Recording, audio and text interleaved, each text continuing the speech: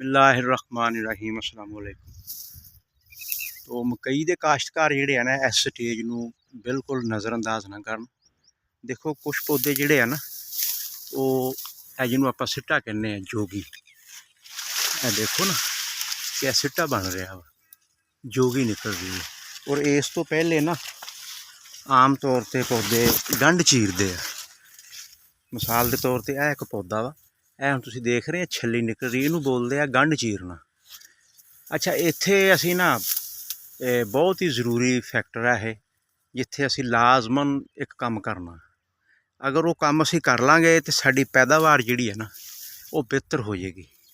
देखो गंदम तो आ जिसका कोई मैकेनिज़म हजे तक भी नहीं बनया, तो रेट जिहड़ा वा 2000 तो थल्ले भी आया पिया वा। तो मकई ही एक वाहद आ जिहड़ी कोई किसान दे जख्मां दे उत्ते ना मरम पट्टी रखूगी। कुछ ना कुछ बेहतर रेट इहदा जिहड़ा ना वो रहन दे चांसेस आ। अज भी बाज़ार दे विच 2800 2900 3100 तक फी 40 किलोग्राम जिहड़ी है ना सेल हो रही है। तो इत्थे हुण असीं की करना, देखो असीं फास्फोरस दे लई, जिंक दे लई, असीं इहदा बुरान पानी हर चीज़ पूरी कर लई, दानेदार जहरां पूरियां कर लईआं। लेकिन इत्थे आके जदों गंढ चीरदी है ना, गंढ जदों भी थोड़ा जिहा उभार पैदा हो जाए टांडे ते फौरन तुसीं ना SOP दा जिहड़ा इस्तेमाल है ना वो लाजमन करना। ये देखो लिक्विड शक्ल च भी अवेलेबल है और पाउडर फार्म च भी अवेलेबल है। तो अच्छी मल्टीनैशनल कंपनी दी लैके ना अगर तुसीं इनू करना वा पाउडर फार्म की शक्ल च तो फिर 25 किलोग्राम फी किला, ये थोड़ी तो थोड़ी डोज आ, 25 किलो तो थल्ले नहीं लैके आउणी। अगर तुसीं लिक्विड हालत दे विच कर रहे हैं तो फिर कम से कम मिनीमम 10 लीटर जिहड़ी है ना वो असीं लाजमी फ्लड करांगे।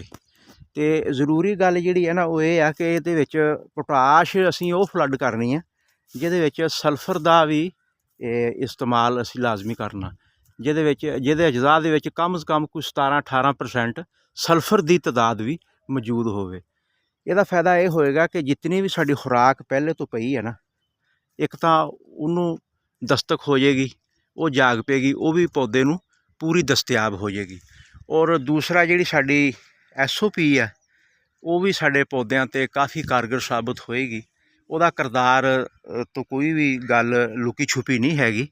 अगर दाने की चमक, दाने की मोटाई और दाने के वज़न च इजाफा करना ना तो फिर ये चीज़ जिहड़ी है ना ये बहुत ज़रूरी है। तो वक्त निकल रहा वा हुण जिन्हां दी जनवरी काश्त आ ना वो तो लाजमन इन्हां ऐसे वीकण दे विच इनू इस्तेमाल कर लैण, और जिहड़े फरवरी काश्त वाले आ वो भी अपनी तैयारी करन।